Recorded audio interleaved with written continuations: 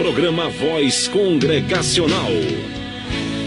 Começa agora o programa Voz Congregacional, uma produção da Terceira Igreja Evangélica Congregacional de João Pessoa, localizada no Conjunto Ernesto Geisel.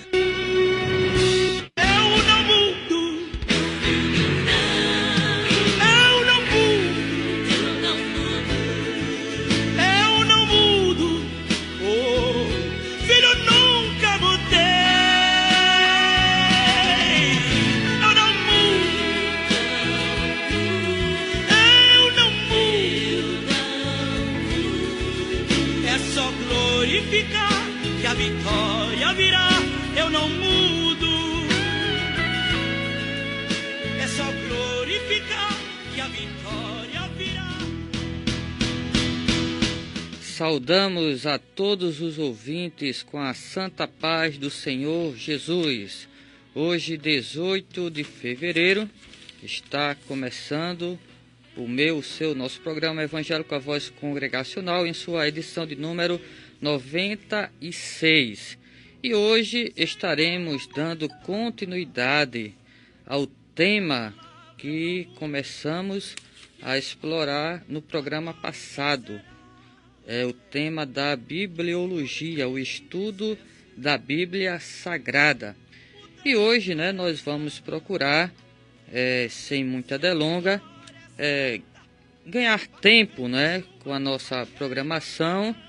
Vamos fazer uma programação um pouco mais enxuta, até mesmo para que possamos, além do estudo bíblico, ter aquele momento todo especial, onde abrimos aqui os microfones para os ouvintes da nossa programação participar ao vivo, interagindo conosco, Se Deus assim permitir, estaremos hoje realizando o quadro A Bíblia Pergunta, Você Responde, além do estudo bíblico já anunciado.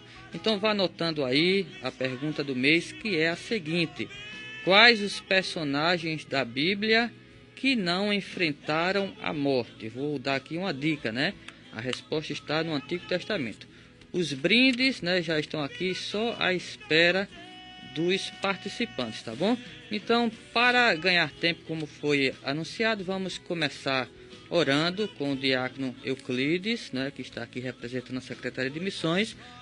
Daqui a pouco nós voltamos, após um belo hino aí de louvor a Deus para a nossa edificação espiritual, tá bom? O programa está apenas começando, O pastor Eudo já está aqui a posto para dar o estudo bíblico. Este que vos fala o pastor Samuel Santos, e aqui no controle o operador de áudio, nosso irmão Flávio. Fiquem todos na paz do Senhor, Não mude de faixa, não mude de canal, como se diz. Até aproximadamente às 3 horas estaremos todos aqui juntos para compartilhar o melhor da palavra de Deus. Vamos orar com o diácono Euclides.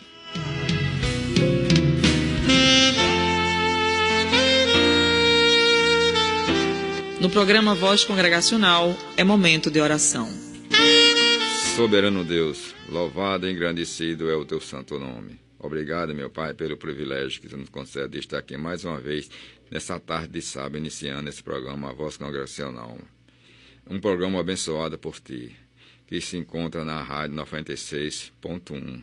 Se eu posso estar abençoando todos nesse momento, meu Pai, amado, os ouvintes que estão ligados em sintonia conosco, e também unindo família, meu Pai, fazendo aquilo que o homem pode fazer, que é o amor verdadeiro em nossos corações, a paz que vem de Cristo Jesus.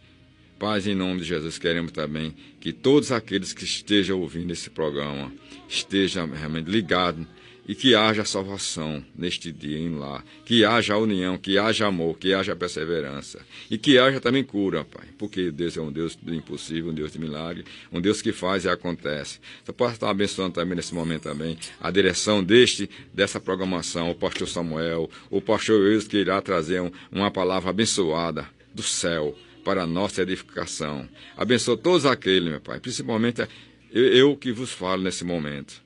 Você possa estar abençoando todos os pastores, Pai, principalmente aqueles que realmente fazem a tua obra. Recebe o nosso louvor, a nossa gratidão. Por tudo te pedimos e agradecendo em nome de Jesus Cristo. Amém.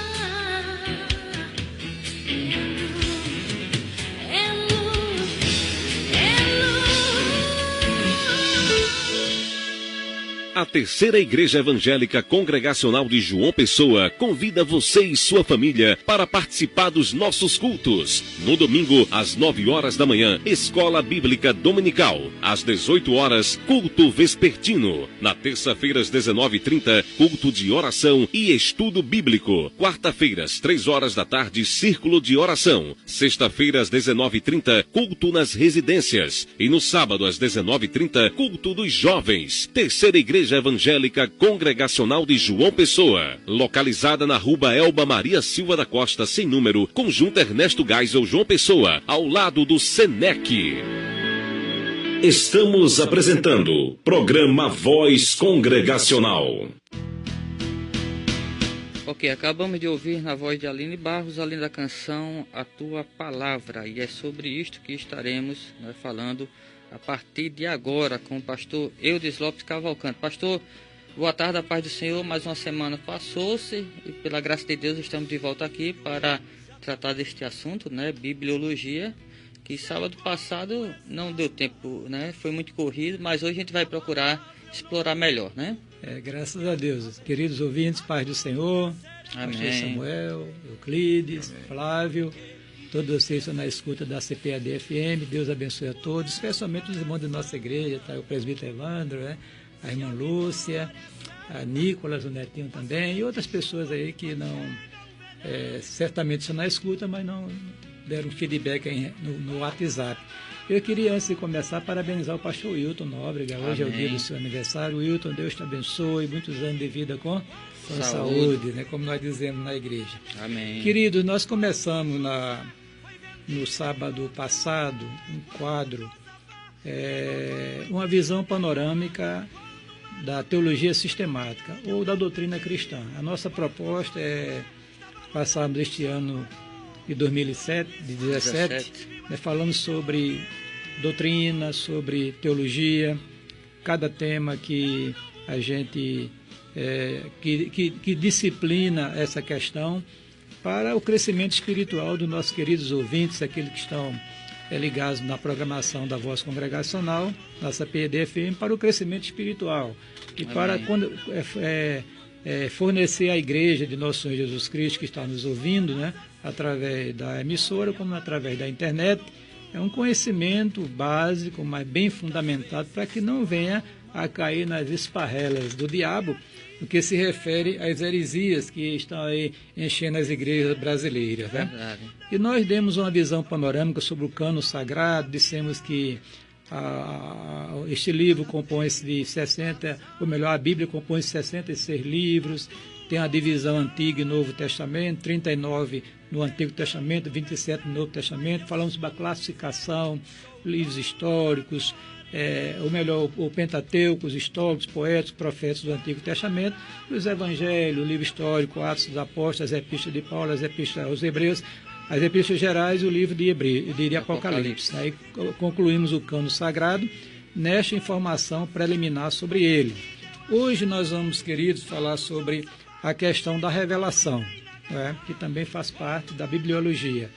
Deus graciosamente se revelou através da natureza, que nós chamamos de revelação geral ou natural.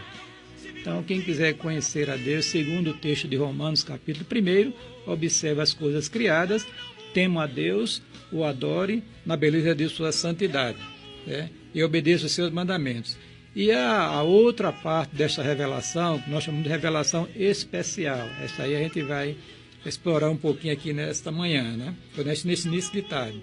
Esta revelação especial, Deus fez através de homens inspirados por Ele para que compusessem os livros do cano sagrado. Essa revelação ela é redentiva, porque a ênfase dela é básica sobre a redenção que há em Cristo Jesus. Ela é progressiva, porque foi dado paulatinamente, quer dizer, nós informamos que a Bíblia foi escrita no período de 16 séculos, então observem que isso aí foi sendo revelado devagarinho até chegar à sua plenitude e à sua conclusão no livro de Apocalipse, na última palavra que o autor sagrado grafou. Ela é uma revelação de Deus mesmo, quer dizer, Deus revelou-se a si mesmo, a sua natureza, o seu caráter, os seus atributos e, sobretudo, a sua vontade. E é uma revelação através das escrituras hebraicas, que é o Antigo Testamento nosso, e as escrituras cristãs, que é o Novo Testamento, que compõe aí o cânon sagrado. Muito bem. O outro tema que a gente quer contemplar, e você vai conversar um pouquinho comigo, é a questão da inspiração, né? A inspiração dos livros que compõem a Bíblia Sagrada. Por inspiração, queridos, queremos dizer que Deus, na pessoa do Espírito Santo, influenciou de maneira sobrenatural os autores dos livros sagrados, fazendo assim com que os seus relatos se convertessem em autênticos registros da verdade revelada. Então isso é inspiração. Quer dizer, Deus graciosamente utilizou-se de homens que Ele os capacitou, né, para que produzissem, sob a direção do Espírito Santo, a influência do Espírito Santo, os livros que compõem a Bíblia Sagrada. Sobre a inspiração, nós temos lá 2 textos que falam sobre essa questão. É o texto de 2 Timóteo, capítulo 3, 16 e 17. Eu queria convidar você a abrir a sua Bíblia, né, que você que está aí em casa, ou smartphone, ou seja, em que e-mail for, para que você possa ouvir a santa palavra do Senhor, né?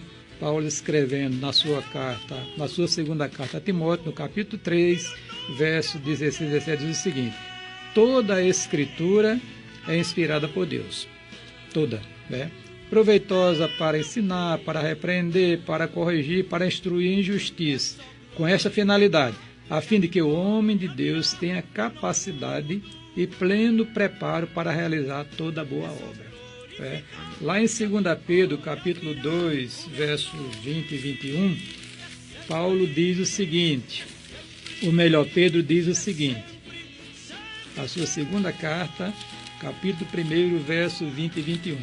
Saibam antes de tudo que nenhuma profecia das Escrituras é de particular interpretação, pois a profecia nunca foi produzida por vontade de homem algum, mas homens santos de Deus falaram, inspirados pelo Espírito Santo. Então, queridos, aí está diante de vocês esses 2 temas, né? Subtemas, revelação e inspiração, mas deixe um pouquinho mais adiante em termos de inspiração. Estudando essa questão, nós descobrimos que a inspiração ela foi verbal e ela foi também plenária. O que é que significa isso? Por inspiração verbal, queremos dizer que a influência do Espírito Santo foi além da direção dos pensamentos, chegando até a seleção das palavras usada para transmitir a mensagem que foi registrada nos autógrafos originais. Por exemplo, o que é que diz Hebreus capítulo 1, verso 1? Antigamente, Deus falou de muitas maneiras, né?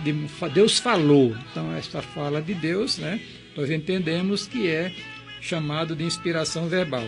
E a plenária, queremos dizer o seguinte, que todas as palavras da Bíblia Sagrada, desde a primeira de Gênesis até a última de Apocalipse, foram inspiradas por Deus. Então é por isso que nós dizemos que a inspiração ela é verbal e plenária.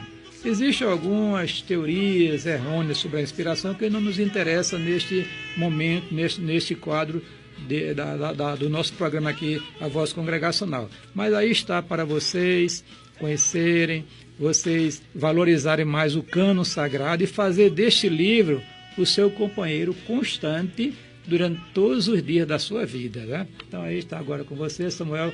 Na próxima programa falar sobre inerrância, sobre iluminação do Espírito e assim por diante.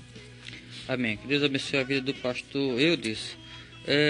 No programa passado, nós vimos, pastor, que a Bíblia levou cerca de 1.500 anos, né, para completar-se, né? Aproximadamente. Sua formação, né? Ela foi escrita por cerca de 40 autores.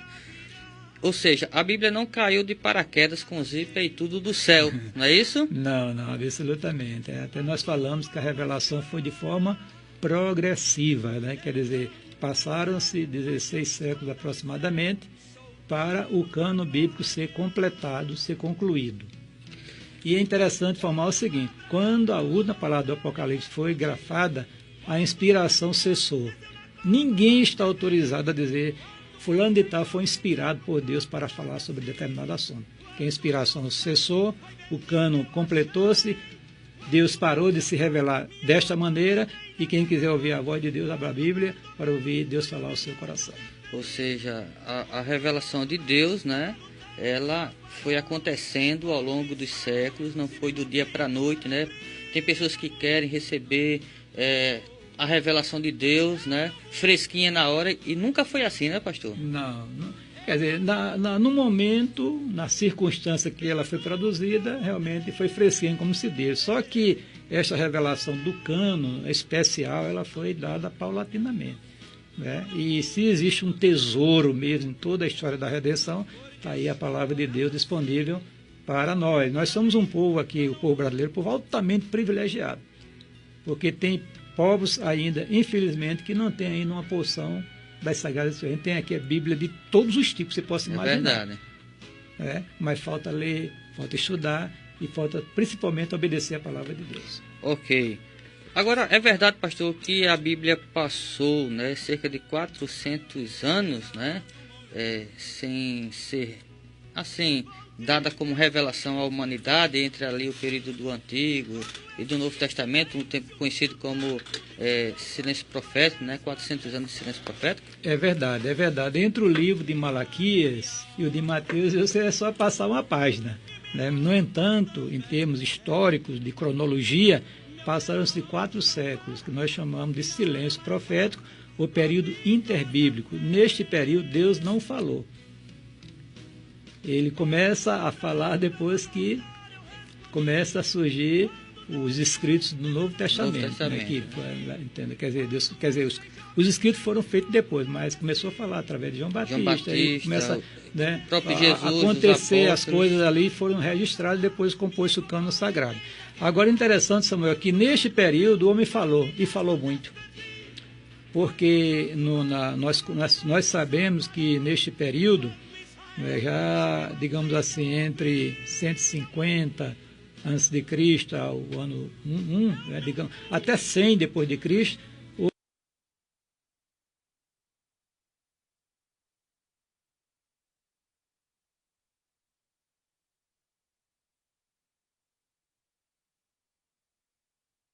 que trouxeram uma perspectiva assim para Israel, de maneira que quando Jesus chega no cenário, já havia aquela esperança messiânica bem reativada através dos escritos apocalípticos, né? Foi nesse tempo também que surgiu, no caso, os livros apócrifos, né?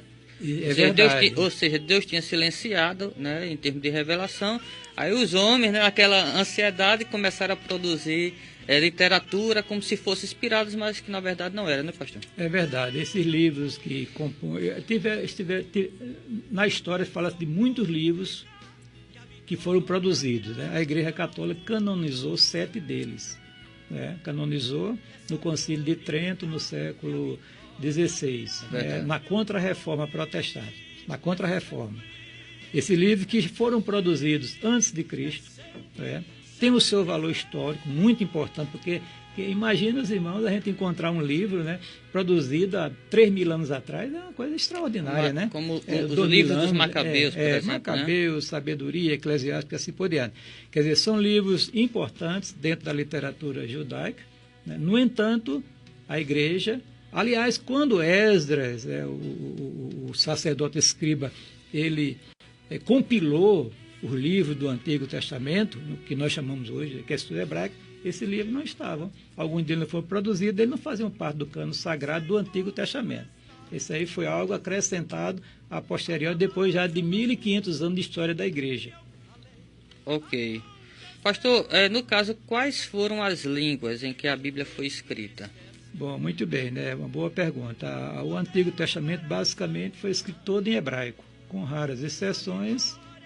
Foi escrito na língua chamada aramaica, que é uma corruptela do hebraico, né? Que era a língua falada na época que Jesus veio a este mundo. Quer dizer, a comum, além como fosse o inglês hoje, que todo mundo praticamente aceita, né? Então, mas todos os livros, todos eles, sem exceção, foram produzidos, né, em hebraico. Algumas exceções, alguns acréscimos do Antigo Testamento foram escritos na língua aramaica, né? E o Novo Testamento só na língua grega, o grego popular chamado grego koiné. Ok. Agora, por que no caso dos testamentos, né? E como é que eles foram assim canonizados, reconhecidos ali como inspirados, né? Veja bem, né? A questão do reconhecimento, da inspiração daqueles livros que foram... Porque você observa, estudando o Velho Testamento, você vai encontrar outros livros, o livro do profeta Natan, do Ido, uma série de informações, né, que são dadas acerca de outra literatura que foram certamente utilizadas, né, para a composição do cânon sagrado. Mas aqueles livros não são sagrados. A canonização, digamos, dos livros que hoje compõem o nosso Antigo Testamento, que é a escritura hebraica, foi através de Esdras, o sacerdote, que foi ele que selecionou, junto com um grupo de pessoas, né, que conheciam a história, conheciam a religião judaica. Então, eles consensaram que aqueles livros seriam livros inspirados por Deus, e a verdade é que ele são citados abundantemente no Novo Testamento, sem serem questionados.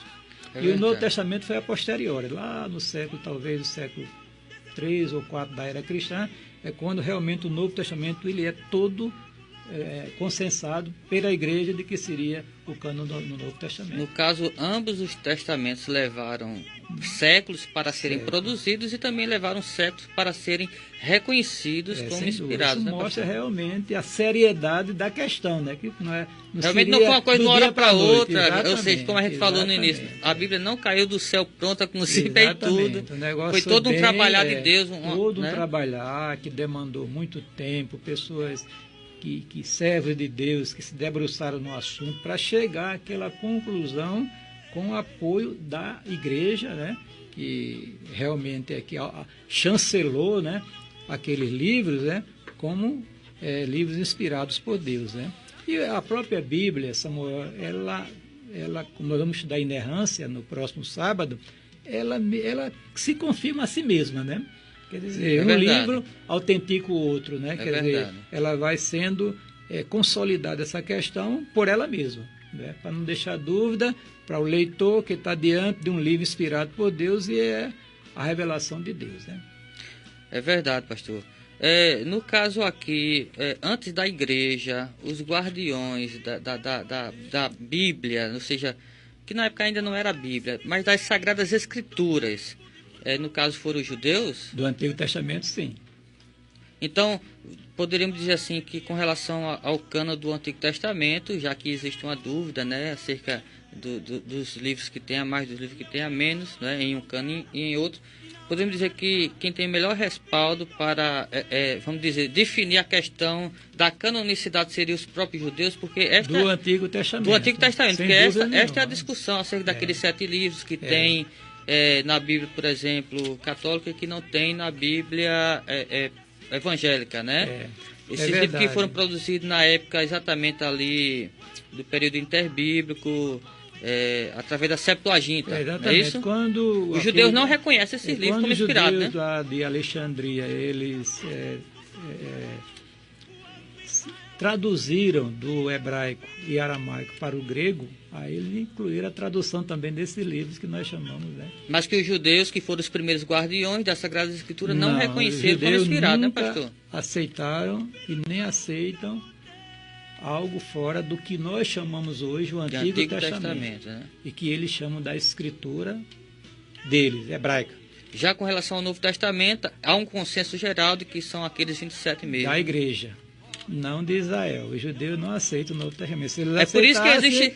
Eles aceitavam a Cristo, né? Eles não aceitam porque para eles a escritura é apenas o Antigo Testamento. E a gente sabe que o Antigo Testamento foi uma parte da progressividade da revelação, que ela iria continuar através de Jesus e seus apóstolos. E é por isso que existe, no caso, 2 testamentos. Exatamente. Né? Quer dizer, o que está no Velho Testamento aponta para o Novo Testamento.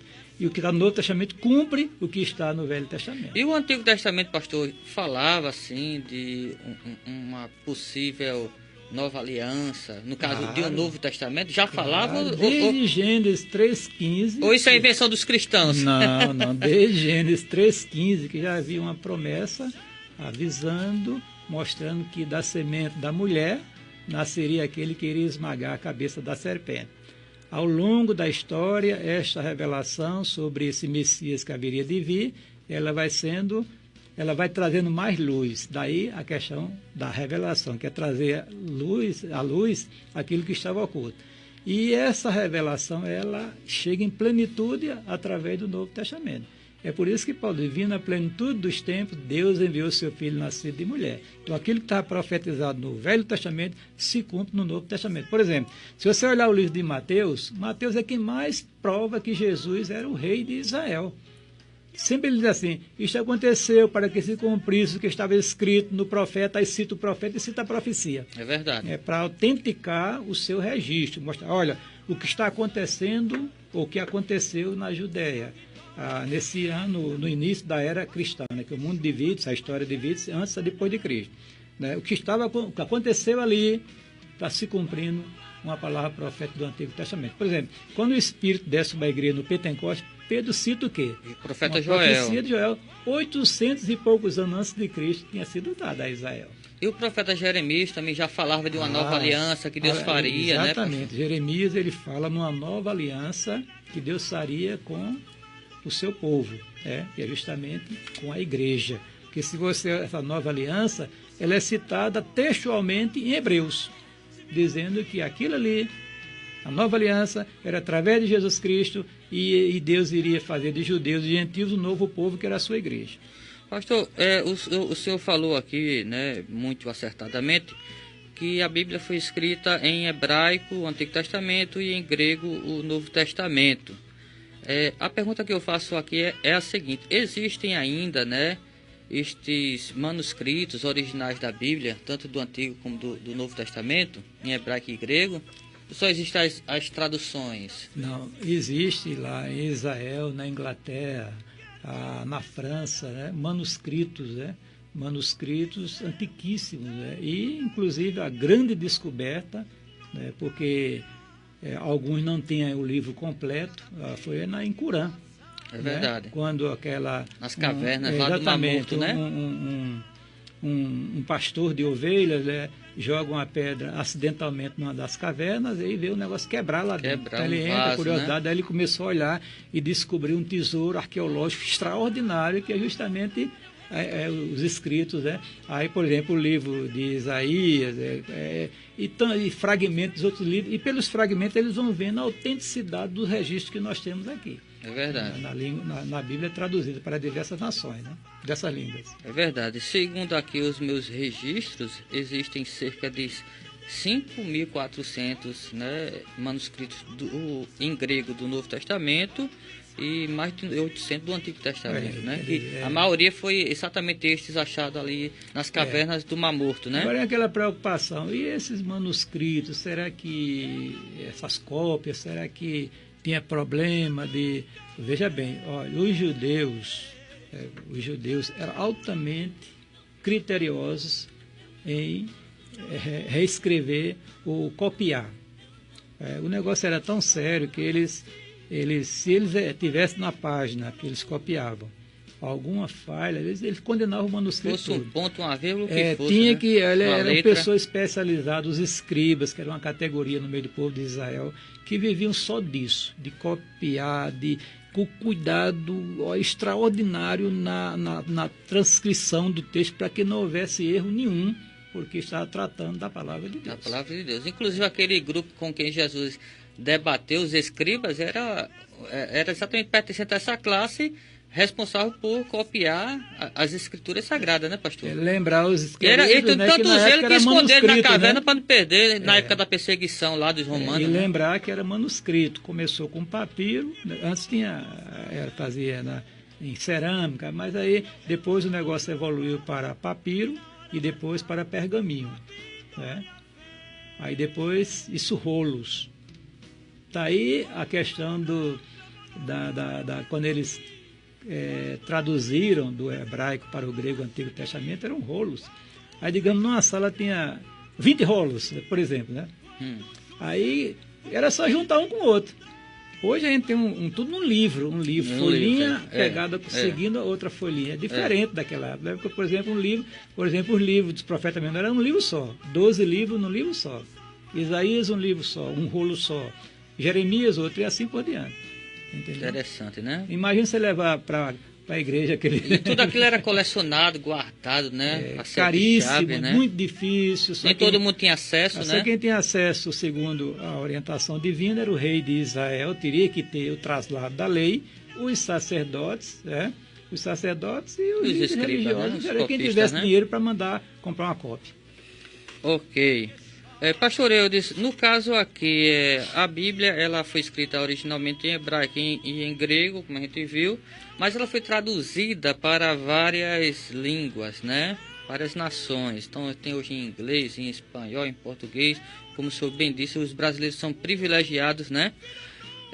Com relação à tradução, a gente sabe, a gente que estuda, por exemplo, os originais da Bíblia um pouco, né? A gente estuda um pouco, muito não, mas tem gente que estuda mais. A gente sabe que as palavras da Bíblia na língua que for escrita é muito mais rica do que, em seu sentido, do que nas traduções, né? Em português e outra língua. Podemos dizer que essas traduções, elas perdem inspiração por serem traduzidas do original para outras línguas ou não perde. Ou não altera nada? Talvez as palavras não consigam expressar, né? Expressar com toda a riqueza um texto antigo, não é? Na língua hebraica ou na aramaica. Mas a gente entende que quem faz esse tipo de trabalho não é uma pessoa qualquer, é uma pessoa altamente preparada e é uma equipe. É uma equipe de tradutor, né, pastor? De tradutor, de pessoa especializada nas línguas originais, no português, no vernáculo, né? Para poder fazer porque a coisa é séria, se reveste de uma seriedade que estamos tratando com as coisas de Deus, um livro que é divino. Então não é para fazer de qualquer jeito. Né? Então, por exemplo, no Brasil nós temos inúmeras traduções. Né? E todas elas confiáveis, mas tem umas que são mais aproximadas, digamos assim, do texto original, né?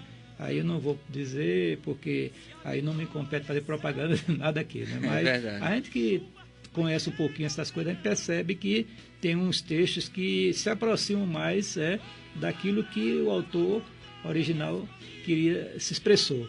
Né? Mas, em síntese, nós estamos diante de traduções boas no Brasil, né? Que podemos confiar na veracidade, porque se usa-se um sinônimo, é verdade. A ideia é a mesma. A ideia é mesmo. É como eu tenho aqui na minha Bíblia, eu tenho duas versões aqui, né? Aí eu tenho a nova versão internacional e tem a atualizada, né? Aí eu estou lendo aqui o Salmo 23, que diz: o Senhor é o meu pastor, nada me faltará, na atualizada. Aí na nova versão internacional diz: o Senhor é o meu pastor, de nada terei falta. Pronto, é a mesma coisa. Aí tem que ser, nada me faltará mesmo. Acha que isso aí é o maior... Porque o detalhe é o seguinte, Samuel, porque a língua é dinâmica, né? É verdade. A língua é dinâmica, né? E, importante é o sentido, né, pastor? Aí precisa se atualizar. Digamos, se você tiver um texto aí de 50 anos atrás, hoje não está atualizado. Questão ortográfica, né?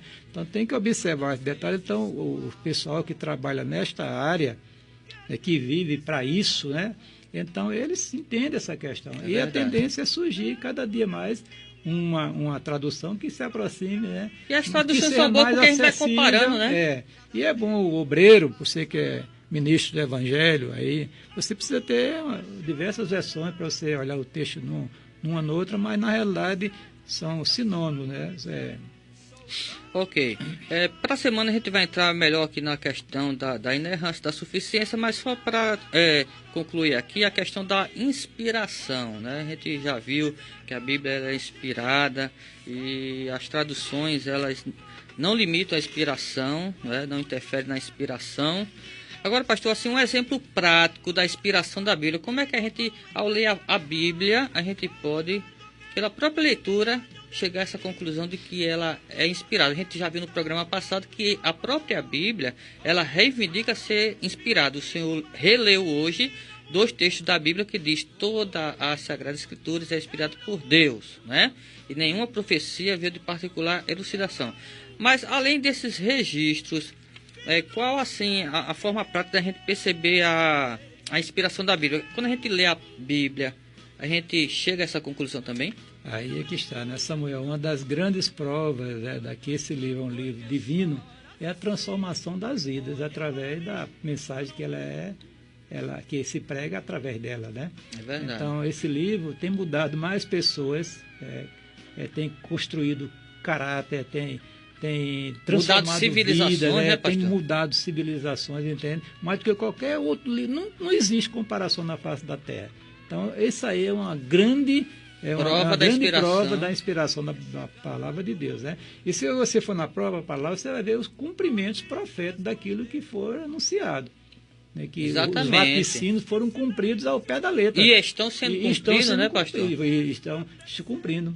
Exatamente. Porque foi Deus que falou. E quando, lá em Número, diz que Deus não é homem para que minta, né? Ele dizer e não fazer não é com ele. Ele diz e faz. E fez e faz. Então, a palavra merece crédito, né? Merece consideração e aceitação. E felizes são aqueles que aceitam de coração a palavra do Senhor. Verdade. Né? Até com relação ao sol, né? O Apocalipse diz que os homens irão morder a língua de tanto calor. E a gente está vendo isso se cumprir literalmente, e tantas outras coisas. Tudo E outra coisa, pastor, quando a gente lê qualquer parte da Bíblia, até mesmo aquelas histórias que desde criança a gente escuta da Bíblia, de Noé, de Davi, assim por diante, quanto mais a gente lê, mais a gente é sensibilizado, aprende coisas novas, e nenhum livro é assim. Todo livro que você lê, quando vai reler, você diz, não, isso eu já sei, não tem mais o que aprender. E a Bíblia é uma fonte inesgotável, pastor. Por exemplo, o livro que li foi O Peregrino, que é um livro que conta a história, né? Muito interessante. Li 2 vezes, não consegui ler a 3. terceira vez. E a Bíblia já li inúmeras vezes, e estou lendo, e continuo lendo, e continuarei lendo até morrer. E o senhor botou no Facebook. Foi, eu botei li, né? Reli. li outra vez, li outras vezes, gostei, estou gostando e quanto mais lê, mais gosta, né, pastor?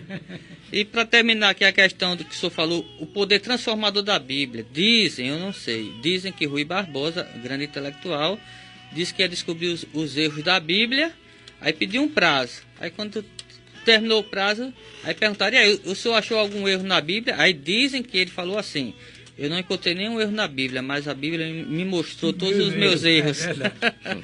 Tá bom. Deus abençoe os nossos queridos ouvintes. Sábado próximo tem mais, viu? Amém, amém. Vamos aqui abrir para os ouvintes, né?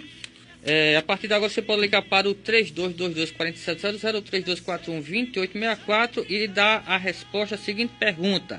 Quais os personagens da Bíblia que não enfrentaram a morte? A resposta está no Antigo Testamento. Daqui a pouquinho o diácono Euclides vai aqui mandar aquele alô abençoado para os aniversariantes e para os ouvintes. Já temos o primeiro ouvinte. Alô, com quem fala? Paz do Senhor. A paz do Senhor, Valci. Como é o nome? Alci. Valci, é? Alci. Alci. Ok. Fala de onde, amado? Eu sou de bancários. Bancários. Pode dar a sua resposta, viu? Pode participar do quadro. Enoque e Elias. Olha aí, pastor. O homem tá lendo a Bíblia mesmo, viu? Amém. Deus abençoe. Deus abençoe, viu? Fica atento ao sorteio no próximo programa. É Alci de quê? Alci Pereira da Silva. Ok, Tá bom, Deus um abraço. abençoe. Amém. Vamos para o próximo ouvinte. A paz do Senhor, com quem falo? A paz do Senhor. Amém. Anne de quê? Anne Meirelles. Ok. Fica à vontade para dar a resposta, abençoada. Enoque e Elias. Olha aí, Muito pastor. bem. O pessoal tá pronto mesmo, viu? Fala de onde, amada? Eu falo de Cabedelo, esposa de Joelson Meirelles. Amém. Olha aí. Um abraço para vocês. Realmente, João falou que assistiu o programa, viu? Deus abençoe vocês aí. Amém. Meu Pai. Amém. Vamos ver se mais alguém aí está na linha. Tem mais alguém, Flávio? Não? Daqui a pouquinho os aniversariantes aqui com o diácono Euclides, representando a Secretaria de Missões. Alô, com quem fala, paz do Senhor? A paz do Senhor. Amém. Fica à vontade, amado. Com quem eu falo? sou a missionária Juliana, do Valentina. Amém. Deus te abençoe, minha santa. Pode dar a resposta, viu? E que não passou pela morte foi Elias e Enoque. Muito bem. Amém. Você sabe que você ia acertar de primeira. Deus te abençoe, minha santa. Deus abençoe. Sorteio no próximo programa, viu? Fica atenta. Tá. Eu queria deixar uma palavra. Amém.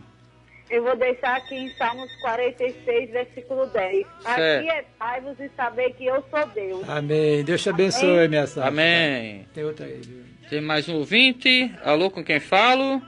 Senhor. Amém. Irmã Ana Rita. Ana Rita, é? É. De Ana onde? Rita. Tibiri Tibiri 2. Fica à vontade para dar a resposta, amada. O Enoque e Elias. Olha aí, pastor. O pessoal tá afiado mesmo, viu? Glória a Deus. Sorteio no próximo programa. Fica atenta. Mais algum ouvinte, Flávio? Só mais um aqui e a gente passa para o Diácono Euclides, né? Alô? Mais algum ouvinte? Temos sim, o último da tarde. Alô, com quem fala? Paz do Senhor? Eita, tá baixinho demais. Alô, com quem falo? A paz do Senhor, Marinalva, que sabe Deus. Marinalva.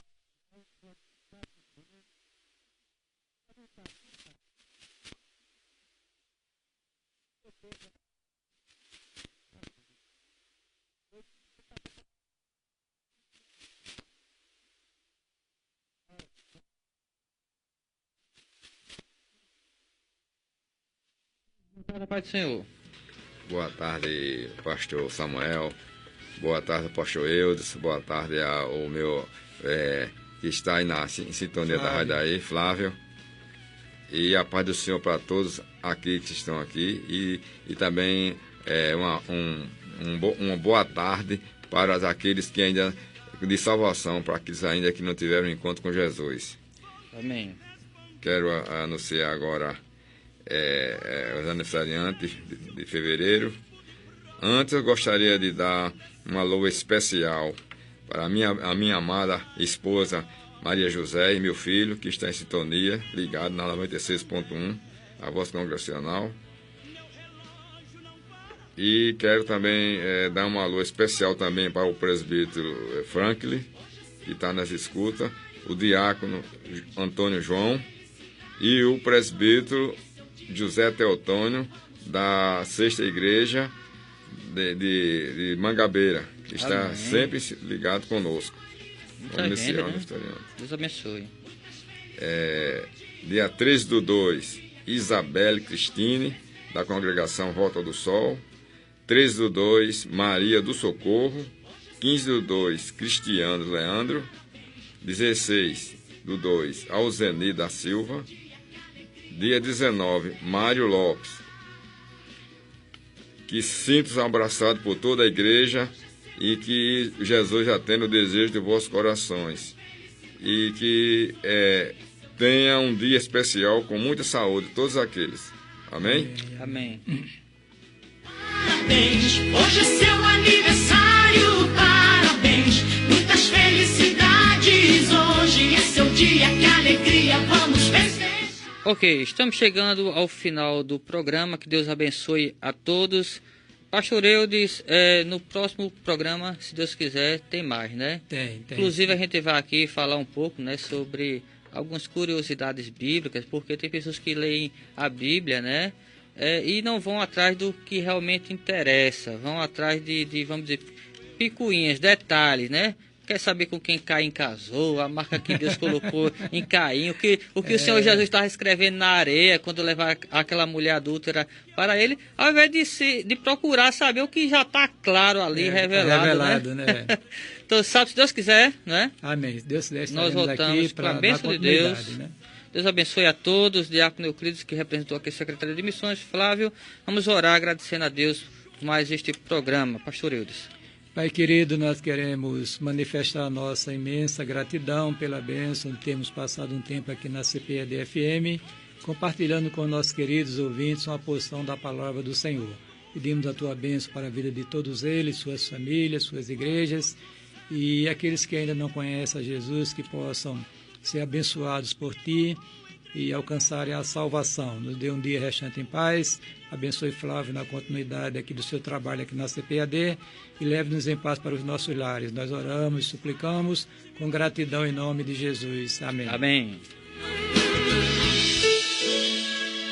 A Terceira Igreja Evangélica Congregacional de João Pessoa convida você e sua família para participar dos nossos cultos. No domingo, às 9 horas da manhã, Escola Bíblica Dominical. Às 18 horas, culto vespertino. Na terça-feira, às 19h30, culto de oração e estudo bíblico. Quarta-feira, às 3 horas da tarde, círculo de oração. Sexta-feira, às 19h30, culto nas residências. E no sábado, às 19h30, culto dos jovens. Terceira Igreja Evangélica Congregacional de João Pessoa, localizada na Rua Elba Maria Silva da Costa, sem número, Conjunto Ernesto Geisel, João Pessoa, ao lado do Senec.